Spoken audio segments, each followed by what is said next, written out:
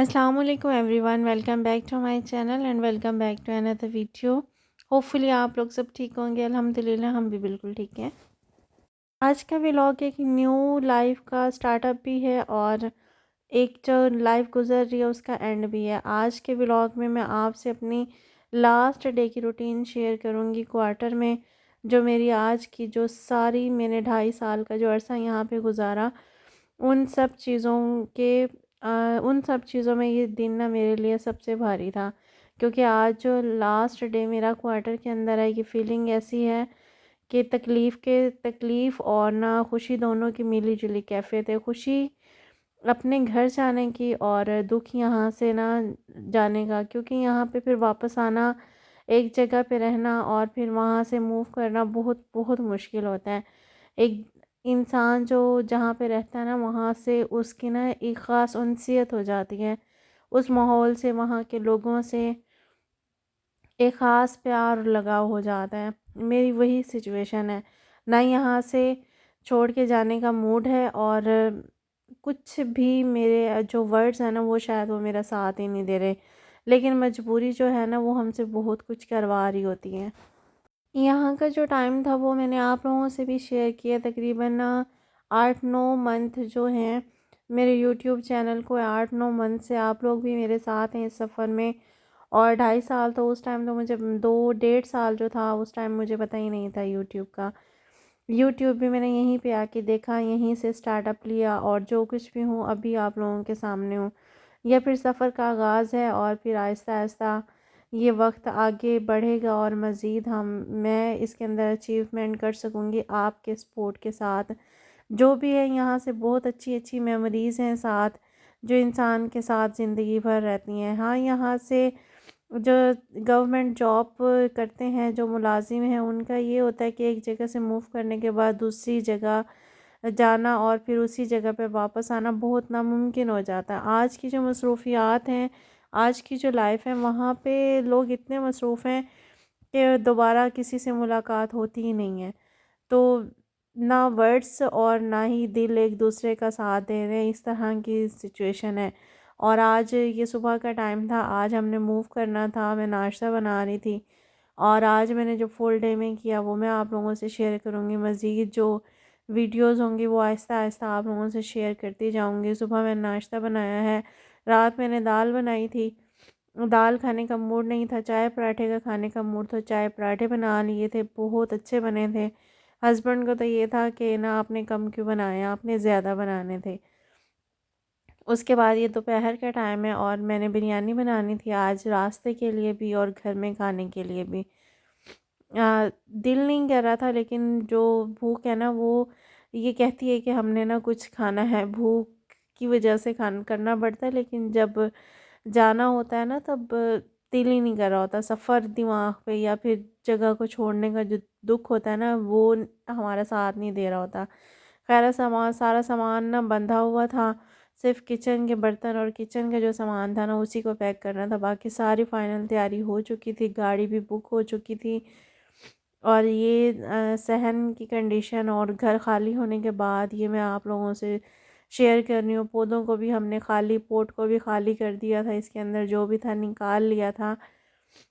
ये इस टाइम घर की करंट सिचुएशन है। जो एक डेकोरेशन की हुई थी और जो एक सजाया हुआ था, वो सब ख़त्म हो गया है। ऐसा लग ही नहीं रहा कि 2.5 साल का टाइम मैंने यहाँ पे गुजारा। ऐसा लग रहा है कि कल की बात है और टाइम चुटकी बजाते ही यहाँ से चला गया। सारी जो सेटिंग है वो सारी चेंज हुई हुई है। यहाँ पे जो चीज़ें वगैरह हैं, वो सब चीज़ें वगैरह पड़ी हुई हैं एक रूम में ना। चारपाइयाँ हमने दूसरे रूम में कर दी थी। जो लेडीज़ मेरे पास आ रही थी ना, उसके लिए चेयर मैंने यहीं पे लगा ली थी। हस्बैंड घर थे तो वो मेरे पास इधर ही रूम में आके बैठ जाती थी। और जो चीज़, जहाँ पे जो चीज़ें, पर्दे और हर चीज़ जो थी ना, वो सारी पैक हो चुकी है और सिर्फ कपड़े वगैरह रहते हैं जो हमने डाल के जाना। सर्दी इतनी ज़्यादा होती है कि सर्दी जो है, पंजाब वाली साइड पे तो धुंध भी बहुत ज़्यादा है। खैर, आधा सामान बरामदे में पड़ा था, आधा सामान यहाँ पे दूसरे रूम में पड़ा था। और ये आउटडोर है बाहर का, और एक डोर यहाँ पे, एक डोर दूसरी साइड पे है। सामान इतना ज़्यादा हो गया, जब ना रखा हुआ था तब सामान बहुत कम लगता होता था, लेकिन जब पैक किया तो सामान इतना ज़्यादा हो गया। और मुझे ऐसा लगता था शायद यहाँ पे मेरे सामान पास ना सामान बहुत कम है। खैर बिरयानी की मैंने टोटल रेसिपी तो आप लोगों से शेयर नहीं की, लेकिन इसकी फ़ाइनल लुक मैं आप लोगों से ज़रूर शेयर करूँगी। बहुत बहुत मज़े की और बहुत टेस्टी बनी थी।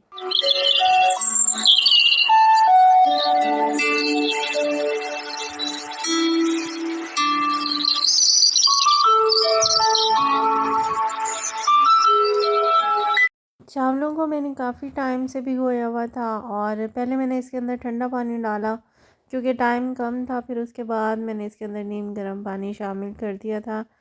बिरयानी के चावलों को ज़्यादातर सोख देर तक ही करना पड़ता है और ये कायनात चावल थे, बहुत बहुत अच्छे बनते हैं और मुझे मेरे फेवरेट भी यही हैं। मुझे ये बहुत अच्छे लगते हैं, खिले खिले और एक एक दाना अलहदा हो जाता है जब पकाते हैं। पकाने के बाद भी और पकाने से पहले भी दिल खुश हो जाता है। इस तरह के ये चावल होते हैं। बाकी जो चावल हैं हालांकि अच्छे बनते हैं, लेकिन मेरे फेवरेट यही हैं। खैर फिर मैं साथ साथ अपना काम कर रही थी, साथ साथ ना वीडियो कैप्चर कर रही थी। और यूट्यूब की वजह से ना ये है कि इतने टाइम में जो कुछ भी मैंने किया सब मेरे पास मेमोरीज़ में मौजूद है। जब चाहे मैं अपना चैनल को ओपन करके किसी टाइम भी यहाँ पे गुजारा अपना वक्त और यहाँ का घर मैं किसी टाइम भी देख सकती हूँ। अगर यूट्यूब ना होता तो मेरे पास ये मेमोरीज़ भी ना होती।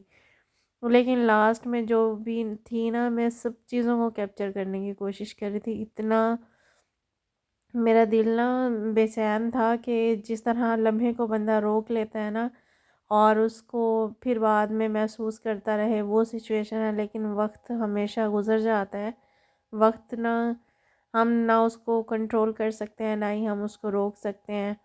खैर फिर जब मैंने सारा खाना वगैरह बना लिया था, फिर किचन के बर्तन हमने बाद में सेट किए थे, रेडी में हो गई थी और उसके बाद जाके बाहर सबसे मिली। और ऐसी सिचुएशन थी कि बंदा रोए भी और रोके भी, ऐसी कंडीशन थी।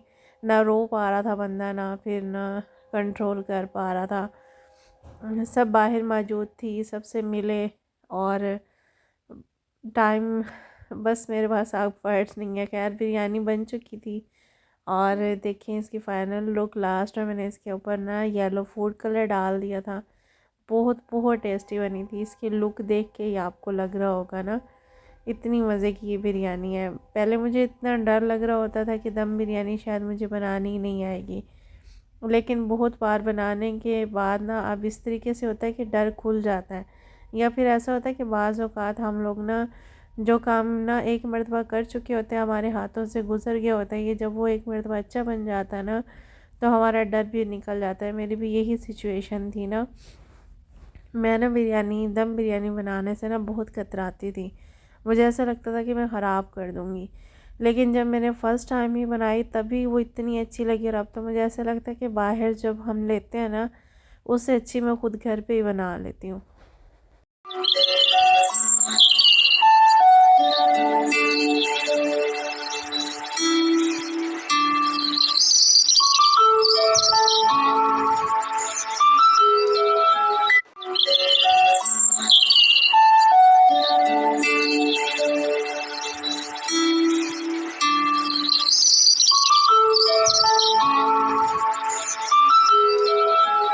और बिरयानी की फ़ाइनल लुक कैसी लगी आपको मुझे बताइएगा ज़रूर। कुछ हमने खा ली थी और बाकी हमने पैक कर ली थी, फिर हमने रास्ते में खाई थी। और ये तकरीबन 12 बजे का टाइम है। गाड़ी 12 बजे आई थी, 5 बजे हम लोग घर से निकले थे।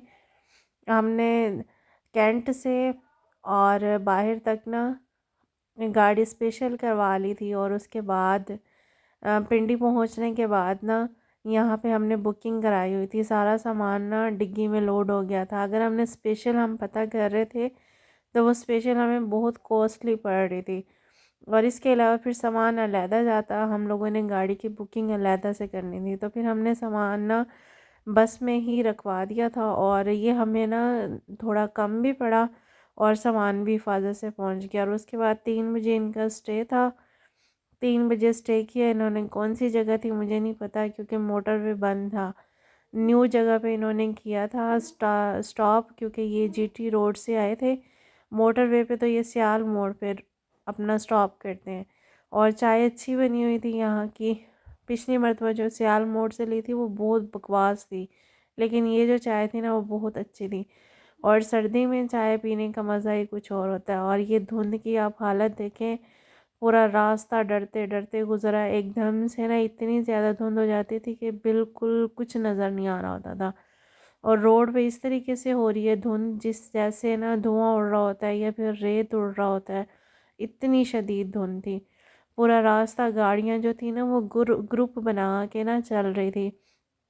बहुत सी जगहों पर एक्सीडेंट भी बहुत हुए हुए थे, तकरीबन 4 से 5 एक्सीडेंट हुए हुए थे, बसों के भी ट्रालों को भी। तो ये एक दूसरे के साथ ना ग्रुप की सूरत में अटैच थे। और वैसे हम लोगों ने पीछे उतरना था, लेकिन धुंध की वजह से गाड़ी दूसरी साइड से आई, तो फिर हम लोगों ने मुल्तान आके स्टॉप किया। यहाँ पे आके 1 से 1.5 घंटा गुजारा और उसके बाद हम लोग दोबारा यहाँ से रवाना हुए फिर अपने स्टॉप की तरफ। और ये अलमक्का स्टैंड, अलमक्का जो है बस स्टॉप, उनकी ये गाड़ियाँ हैं, बहुत अच्छी सर्विस है। पिंडी से लेकर यहाँ तक जब भी हम आते हैं ना तो इसी गाड़ी में आते भी इसी इन्हीं की गाड़ी में और जाते भी इन्हीं की गाड़ी में। अच्छी जान पहचान और इनकी सर्विस बहुत अच्छी है। खैर ये तकरीबन 10 बजे का टाइम था जब गाड़ी दोबारा मुल्तान से रवाना हुई। और ये धुंध की आप हालत देखें, इतनी बुरी हालत थी। और ख़ैर आज का व्लॉग मेरा यहीं तक था। अगर व्लॉग पसंद आए तो लाइक शेयर और सब्सक्राइब ज़रूर कीजिएगा। दुआओं में ज़रूर याद रखिएगा, अपना बहुत ज़्यादा ख्याल रखिएगा। मेरी तरफ से अल्लाह हाफिज़।